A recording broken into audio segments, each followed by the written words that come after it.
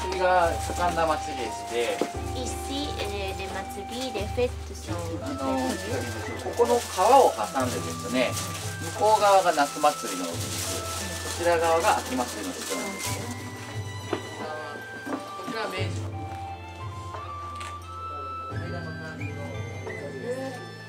昔から江戸時代からこれはあってこう本になってたんですね。昔の本であって。なんかこう中でね階段登ったりとかこう提灯がここです。昔の提灯。La plus grande découverte d'aujourd'hui, c'est que à côté de Tokyo, pas très loin, on peut trouver un résumé de la culture un peu du Japon, avec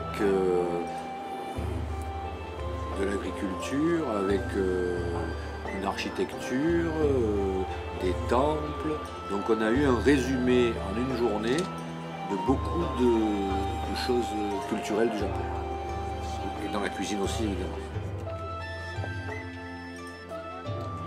Moi je suis d'accord avec Richard sur le fait que je pensais pas qu'à côté de Tokyo on pouvait trouver ça. Je pensais qu'il fallait aller beaucoup plus loin. Et non, et c'est une vraie découverte et au final c'est très intéressant. Moi, je sais qu'il y a mes parents qui viennent, donc je vais y retourner rapidement et il y a tout ici, enfin, aussi bien enfin, pour le saké, pour la tradition, les restaurants sont très bons. C'est vraiment une petite ville avec un condensé de Japon très intéressant et je pense que c'est vraiment ce que les Français veulent, recherchent en venant ici, en tout cas une grande majorité.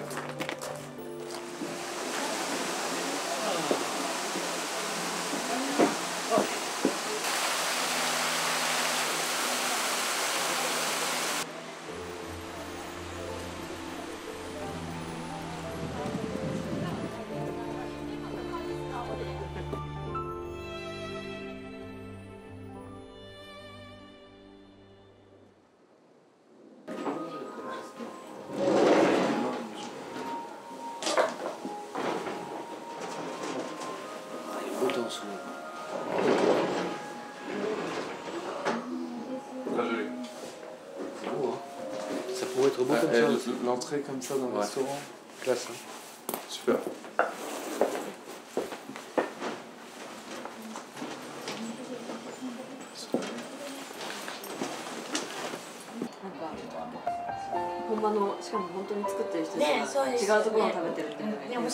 Elle a une belle couleur. Hein. Non, mais il n'y a pas de... Elle est quand même du tout blanche. On peut pas rêver mieux comme ambiance complètement japonaise, le décor, les gens. Et après, bon, on est un peu privilégié parce qu'il n'y a pas beaucoup de touristes. Mais de toute façon, on a été vraiment très très bien reçus. Non, je pense que c'est dur de pas aimer, aussi bien au niveau de l'accueil que du cadre. Tout a été parfait du début à la fin et vraiment je le conseille à tout le monde et c'est vraiment la bonne image de la tradition japonaise qu'on se fait. Vous avez vu la coupe? C'est des champignons, c'est la truffe, non? Parce que les champignons... Je pense qu'il a lissé la sauce et après il a mis... Ça a été un petit peu moitié-moitié, des entrées françaises et puis un plat principal avec donc, les soba. Moi j'aime beaucoup les soba et puis c'est typique et c'est des goûts qui sont nouveaux pour nous, donc nouveaux et agréables. C'est vrai que nous on connaît le sarrasin dans les galettes, mais là c'est vraiment une autre façon que nous Français nous ne connaissons pas et c'est très intéressant. Il y a un équilibre au fur et à mesure du repas, enfin, tout est cohérent, même s'il y a un mélange de cultures, tout coordonne et le repas était très bon. Alors effectivement on a fait un concentré dans la visite, ce qui fait que pour moi peut-être que chaque visite pourrait être pour les futurs touristes beaucoup plus développée en fonction de l'intérêt qu'ils portent soit au temple, soit au saké. Donc au saké par exemple, à la visite du saké, j'aurais aimé que ce soit un peu plus long, avoir plus d'explications, des choses comme ça, voilà, ou qu'il y ait un petit résumé en français ou quelque chose comme ça. Voilà. Mais à part ça, oui, le fait qu'on soit arrivé un peu en avance au restaurant et il n'y a pas de café ouvert dans la rue principale. Bon, ça c'est pas très grave, c'est pas très important. Par contre, pour les visites, oui, j'aimerais peut-être un peu plus de développement. Développer les informations qu'on a sur le saké, sur le temple, sur des choses comme ça. Voilà, nous on a eu la chance d'avoir des traducteurs, mais je pense qu'il faut se mettre à la place des gens qui viennent de leur plein gré et qui arrivent sans traducteur, donc je pense qu'il faut, comme disait Richard, ouais, peut-être des flyers ou des explications dans diverses langues. Et c'est vrai que le petit café avec la viennoiserie à 4-5 heures, il n'aurait pas été trop...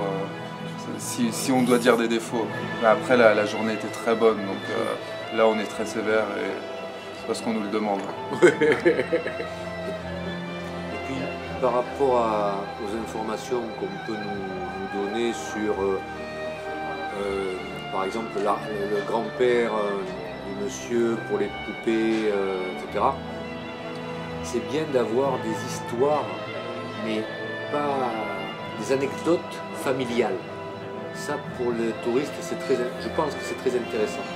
Plutôt qu'une histoire globale, ici c'était très beau, ça a été fait par machin très connu, c'est pas qu'on s'en fiche, mais c'est moins important qu'on rentre plus dans le sujet quand on parle de son grand-père ou de son arrière-grand-père qui a construit ceci, qui a fait cela, etc.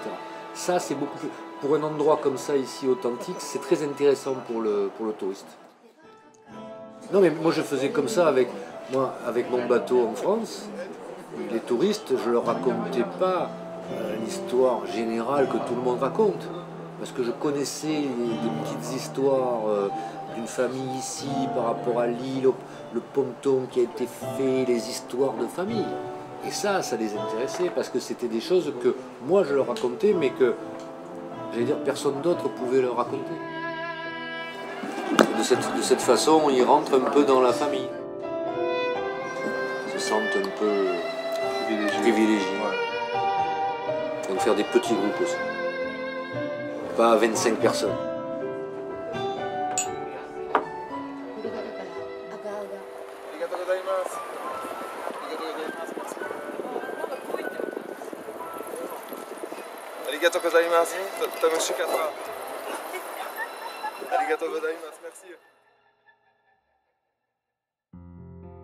そうですね、街中を見ると増えてるとは思うんですけれども、うちはイタリアンレストランやってまして、でちょっと予約でやってるっていう点もあるんですけれども、なかなか外国人だけのお客様っていうのはちょっと少なくてですね、日本人の方が外国人の人を連れてきてくれるってことはあるんですけれども、まだ外国人だけのお客様っていうのはちょっと少なくなってます。はい、それもあってまだあまりちゃんとした取り組みもできてないのですけれども、はい、そうですね、今景観条例みたいなものもありますし、充電地区ということでむやみに変えていくことももうできなくなってますので、はい、もう新しく作るにしても昔の建物の景観を壊さないような作りの建物を作ることになってます。それを生かしてですね、もうちょっと統一感のある街づくりをしていければなと思ってるんですけれどもね。